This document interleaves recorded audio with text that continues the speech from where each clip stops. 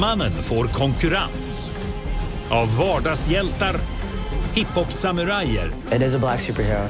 Not being African American, I didn't look at it and go, oh wait, this is serious. Och muslimer. I wanted to use the language of superheroes, which everybody understands thanks to Spider-Man and Batman, but infuse it with Islamic archetypes. No one's really done that with Islam. Superhjältarna som bryter mot normen. I KOBRA ikväll kan vem som helst bli superhjälte.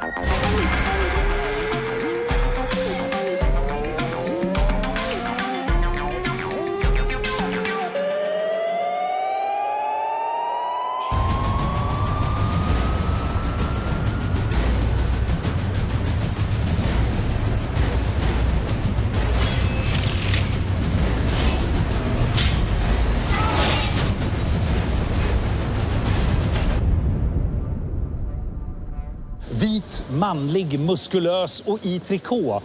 Den amerikanska superhjälten är sanslöst populär. Ända sedan han uppstod på 30-talet i upptakten till andra världskriget så har han varit en populärkulturens stapelvara. Och han tycks bara bli mer och mer populär. Men är det bara vita män som har behov av en superhjälte som förebild? Vad finns det för superhjältar i marginalen? Single bound. Look, up in the sky. It's a bird. It's a plane. It's Superman. Superhjältarna är de moderna, sekulära versionerna av de grekiska gudarna. Redo att alltid konfrontera ondskan. Men de börjar se aningen slitna ut. Uppstickarna kommer från Japan. Eller Pakistan, där skolflickor har en alldeles egen burkahämnare. Och Brysselbyråkraterna har sin egen brottsbekämpare. DC Comics och Marvel utmanas av allt fler världssuperhjältar.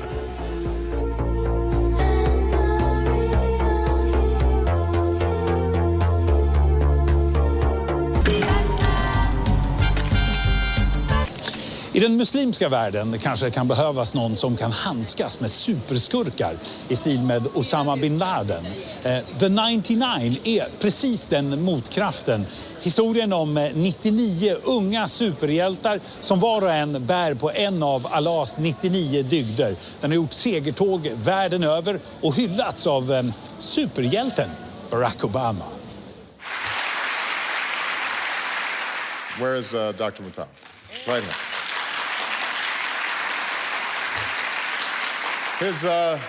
His comic books have captured the imagination of so many young people with superheroes who embody the teachings and tolerance of Islam. After my speech in Cairo, he had a similar idea. So in his comic books, Superman and Batman reached out to their Muslim counterparts. And I hear they're making progress, too.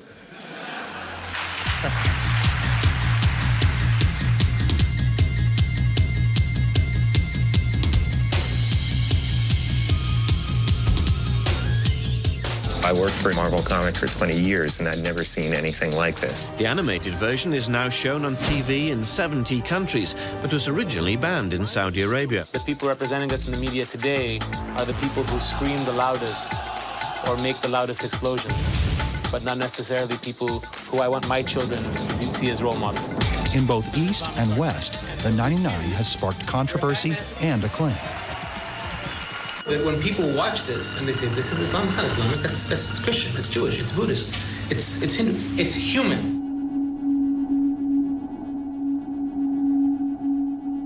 I wanted to use the language of superheroes, which everybody understands thanks to Spider-Man and Batman, but infuse it with Islamic archetypes.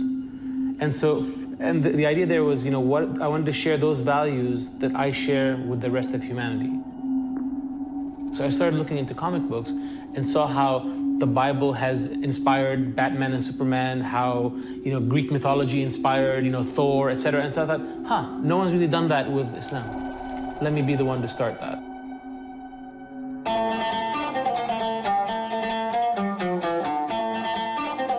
So the 99 is a superhero concept based on Islamic archetypes, but secular in nature.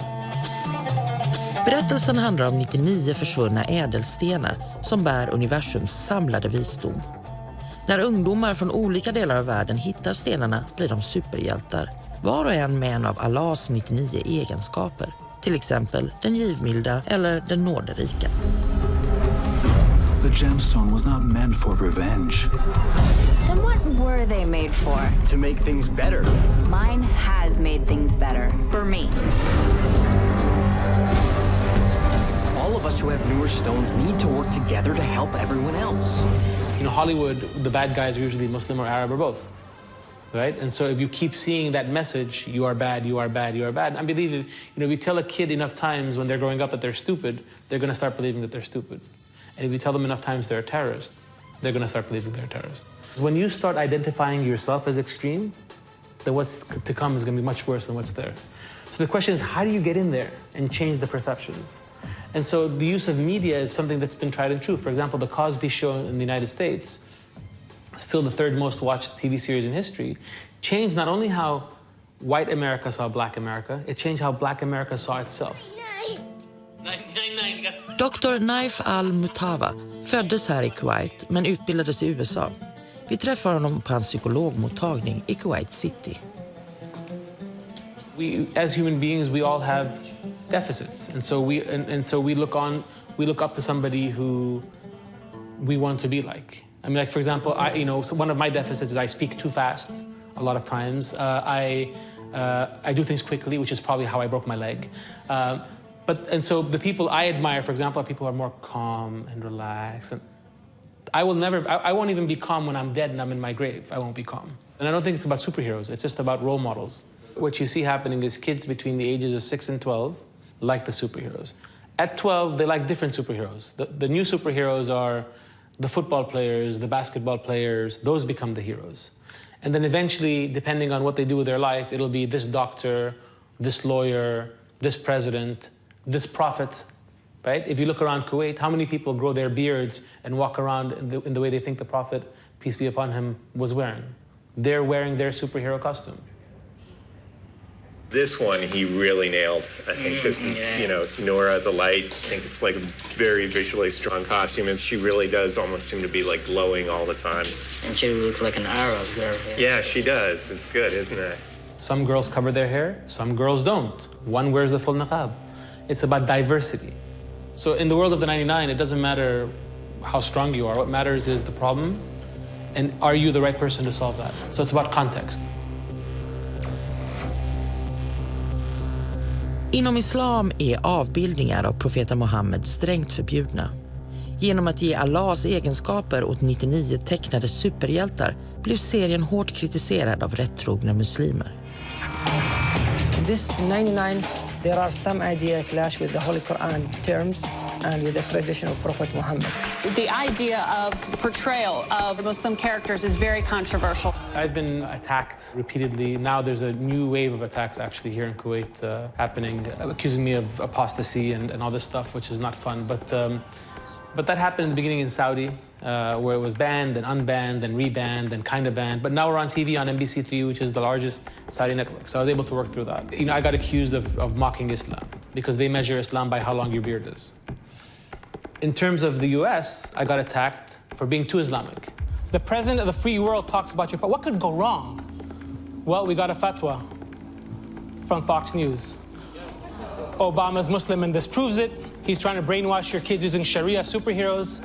Anybody watching the show will become radicalized and become a jihadi. My favorite was we can't let those Muslims brainwash our children like the Mexicans did with Dora the Explorer.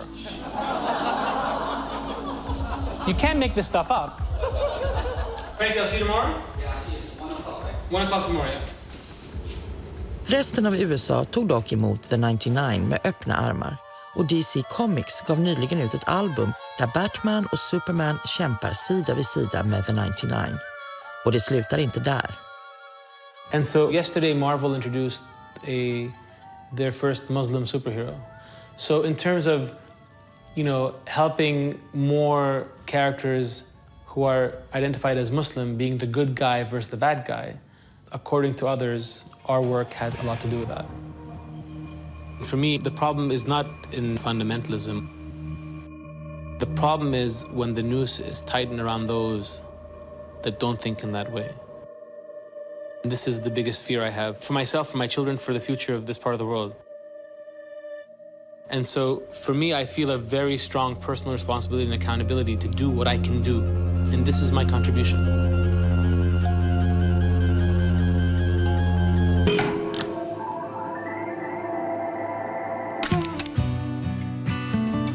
The new superheroes are the football players, the basketball players. Those become the heroes.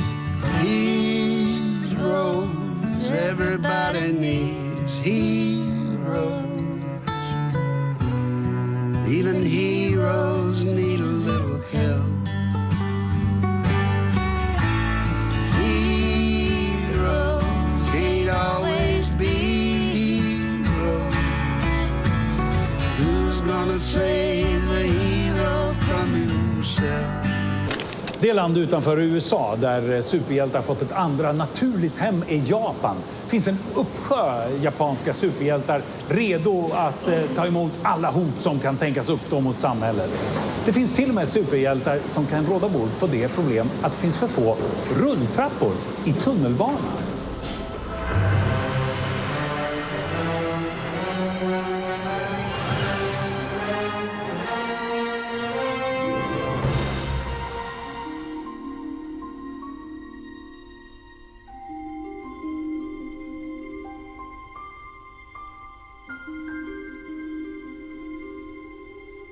I en avlägsen del av Tokyo, vid ändstationen av tunnelbanans röda linje, bor Takahiro. Till vardags jobbar han som grönsaksbud. Men så fort han får en ledig stund tar han på sig sin superhjältedräkt och beger sig ut i verkligheten. そうですね、なんかちょっとやっぱり変わったやつが現れたということで、まあ声もかけてもらえなかったですし、荷物持ちましょうかって言っても最初は嫌がられたんですけど、まあ毎日出動しているうちに顔も覚えてもらって、だんだんみんなにも覚えてもらえて、今ではなんとか溶け込んでますね。おはようございます。 Här i sitt högkvarter väntar Takahiro in människor som kan behöva hans hjälp.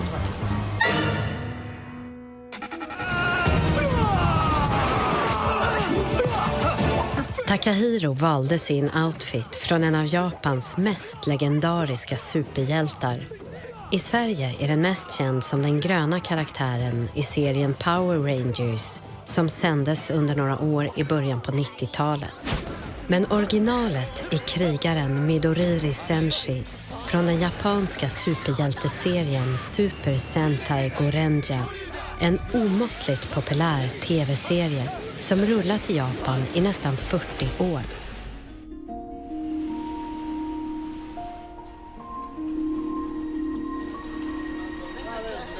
そうですね、やっぱちっちゃい頃は本当に単純にかっこいいなみたいな、こういうヒーローになりたいなっていう、そういう意味ではさっき言われた影響を受けたヒーローといえばゴレンジャーになるのかなと。そうですね、すごくかっこいいなっていう、まあああいうヒーローの格好をして人助けをして自分の素性を明かさないっていうのはすごく今の自分に影響を与えてると思いますね。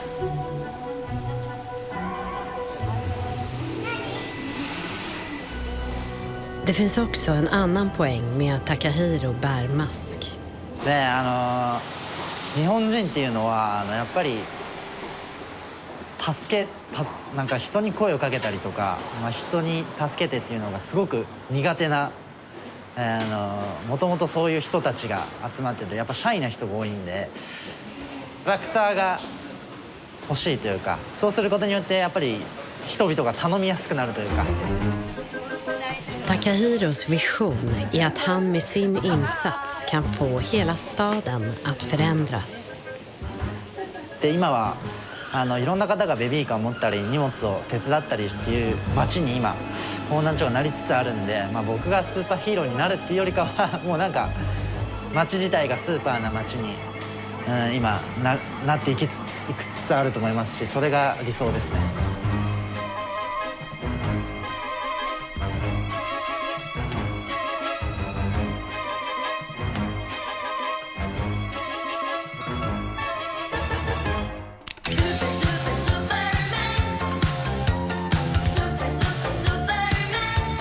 Faster than a speeding bullet.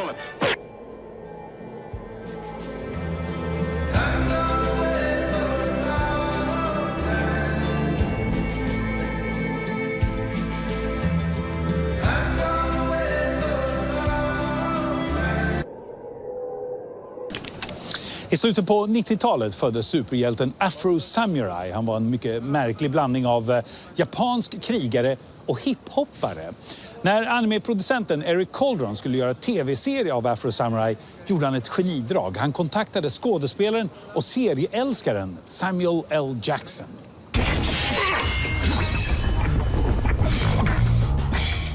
TV-serien Afro Samurai handlar om pojken Afro som ser sin pappa bli mördad av karaktären Justice och lovar som vuxen att hämnas.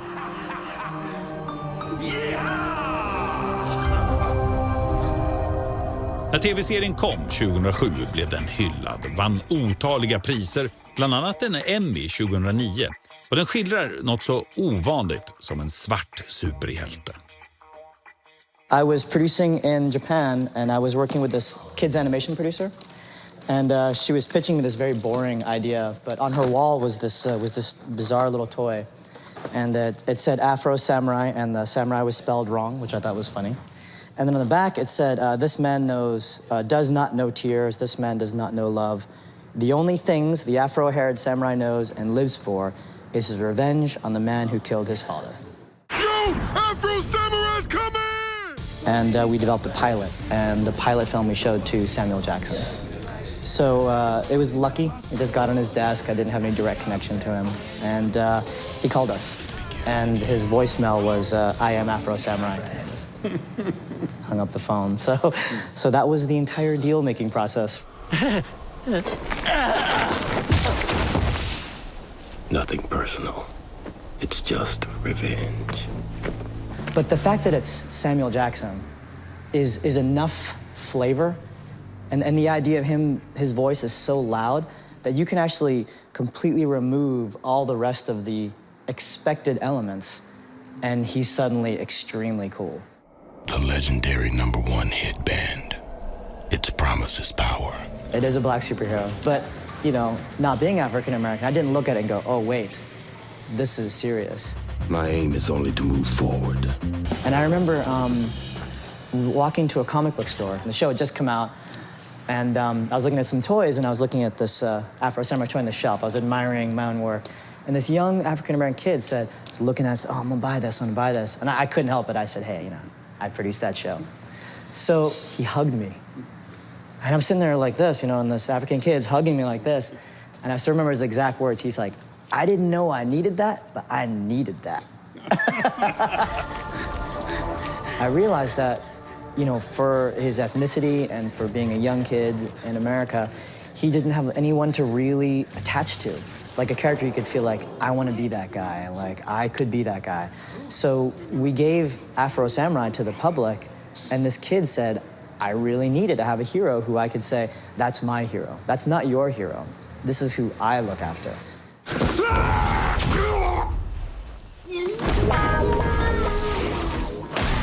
Coldron är halv-filippino. Efter succén med Afro Samurai kontaktades han av Filippinernas ex-presidenthustru Imelda Marcos. Hon ville att han skulle skapa en superhjälte baserad på henne själv.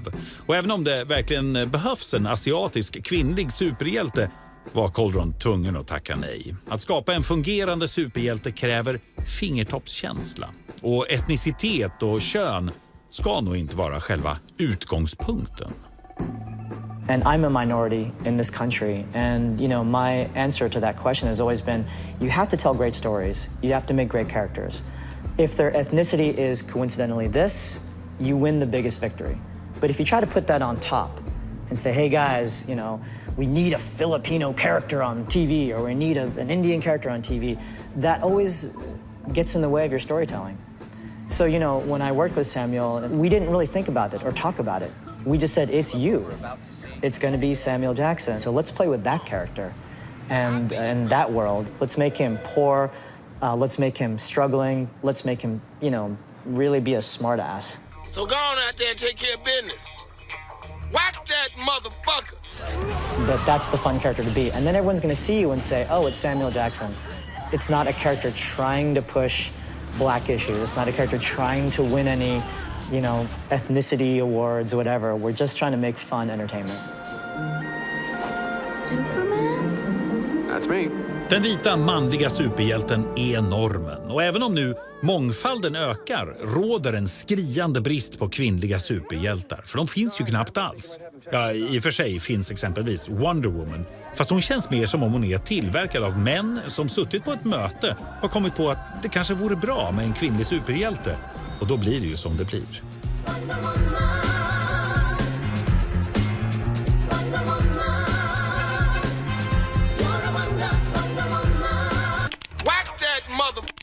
USA har sin patriotiska superhjälte i form av Captain America. Europa försökte skapa en snarlik figur som hette Captain Euro. Frågan är bara varför så få känner till just honom.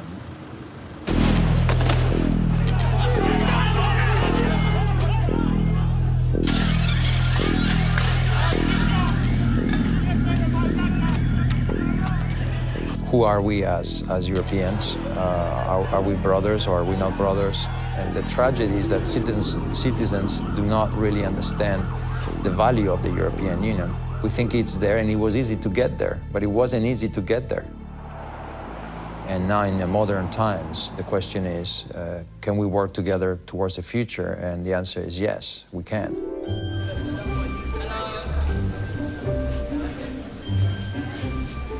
PR-mannen Nicolas DeSantis har i decennier varit engagerad i Europafrågan och för ett starkt EU. Here we go. Sorry. Problemen nu, menar han, är européernas bristande samhörighet. If you ask who's the face of Europe today, it's very difficult to determine. Is it Angela Merkel? Is it a commissioner? Is it Barroso? But those are faces people do not identify with. Europe doesn't have a face. Men DeSantis har en lösning.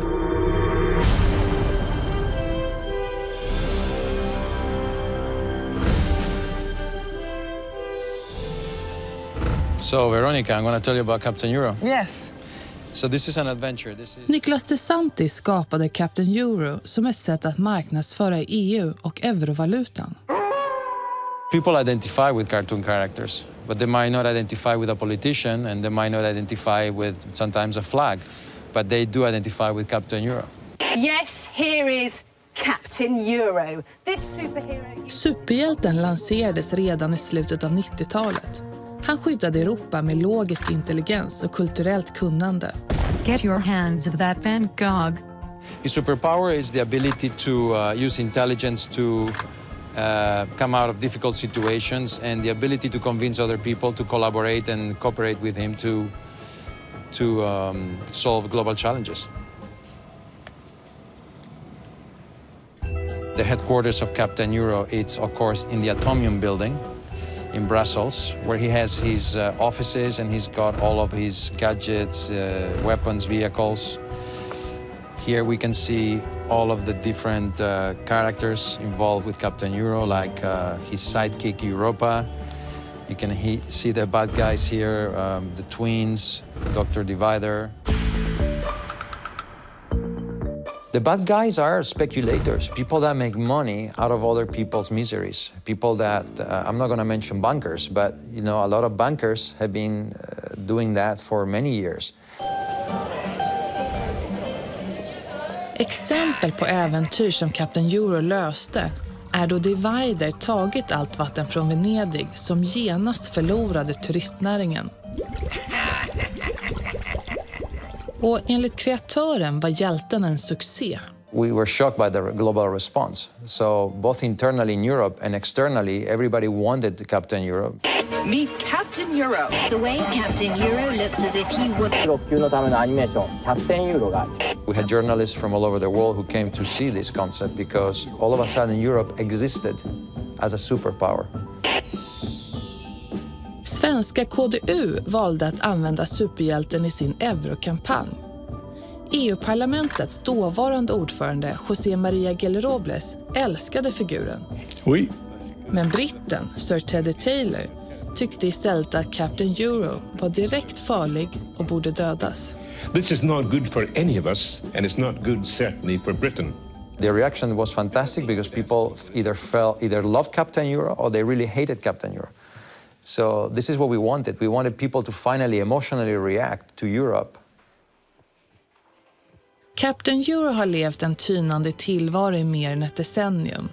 Men DeSantis menar att världen nu åter är redo för superhjälten och säger att han därför kommer att relansera honom 2014. In the end, what citizens want is leadership. They want to be able to say, I have a great leader in power. Captain Euro is today the only superhero of Europe, so he can be a symbol of Europe.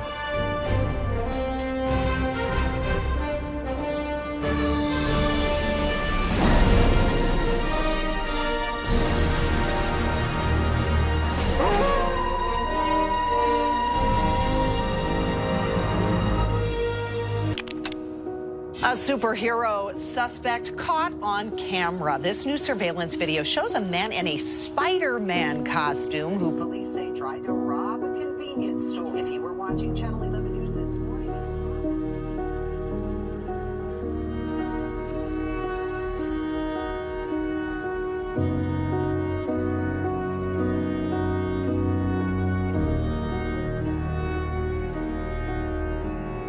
När superhjältarna föddes stod världen på randen till ett världskrig och unga, fattiga amerikanska pojkar kunde dagdrömma om att i hemlighet ha superkrafter och rädda världen. Det är faktiskt fortfarande de superhjältarna som vi ser dyka upp på biograferna, omstöpta till vår tids värderingar. Men de nya superhjältarna, de föds inte längre i USA, utan det är globaliserade multikulti-superhjältar.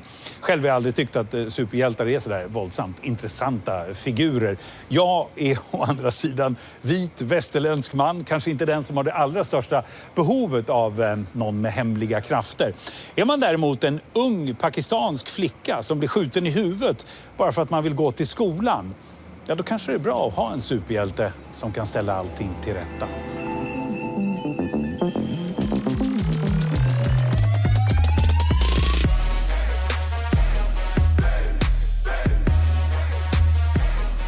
Alltså 70-80% av det jag hör på radion, det är svensk hiphop. Det är ju den nya poppen. Har man chans att ta upp viktiga ämnen som makten väljer att blunda för, så tycker jag att man har ett ansvar också att göra det. Speciellt om man håller på med hiphop. Fortsätt, du har talanger för. Nästa vecka handlar det om den nya svenska vågen hiphop. Vi ses då. Ha det så bra. Hej då.